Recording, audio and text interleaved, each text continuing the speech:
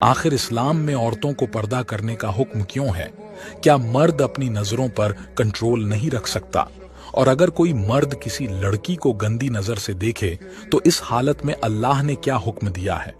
हाँ, ये एक ऐसा सवाल है जो कई लोग पूछते हैं, तो चलिए जानते हैं डायरेक्ट हदीस से। तब तक आप हमारे पेज को फॉलो कर लीजिए।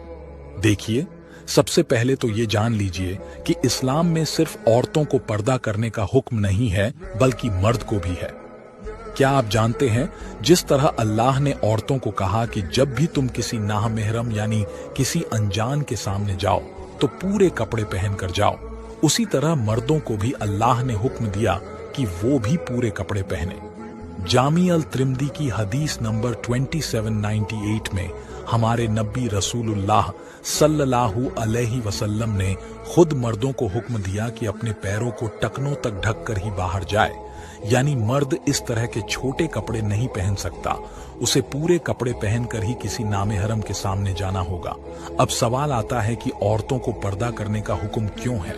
क्या मर्द अपनी नजरों को कंट्रोल नहीं रख सकता? तो देखिए, अल्लाह ने मर्दों को भी हुक्म दिया है कि जब कोई अनजान औरत उनके सामने हो तो मर्द अपनी नजरों को नीचे रखे।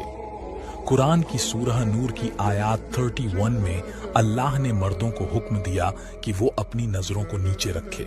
और हिजाब के कई सारे और भी फायदे हैं, जैसे कि औरत के बॉडी शेप का पता नहीं चलता और औरतों को ईमान वाली और अच्छे घर का समझा जाता है। अब कुछ लोग कह सकते हैं कि अगर मर्द जानबूझकर किसी लड़की पर गंदी नजर रखे तो उस हालत में अल्लाह ने क्या हुक्म दिया है? तो इस हालत में अल्लाह ने औरतों को इजाजत दी है कि वो उस आदमी की आंखों में पत्थर मार सकती है, और अगर उसकी आंखों को कुछ हो भी जाए तो कोई गुनाह नहीं होगा। अल अदब की हदीस नंबर 1068 में अल्लाह ने औरतों को इजाजत दी है कि अगर कोई मर्द आपके घर में झांके या गंदी नजर डाले और आप उनकी आंखों को पत्थर मारकर अंधा भी कर देती है, उन्हें कोई गुनाह नहीं होगा। हमारे पेज को फॉलो कर लीजिए। इस्लाम की इंफॉर्मेशन सबसे आसान तरीके से जानने के लिए अपना वक्त देने के लिए शुक्रिया।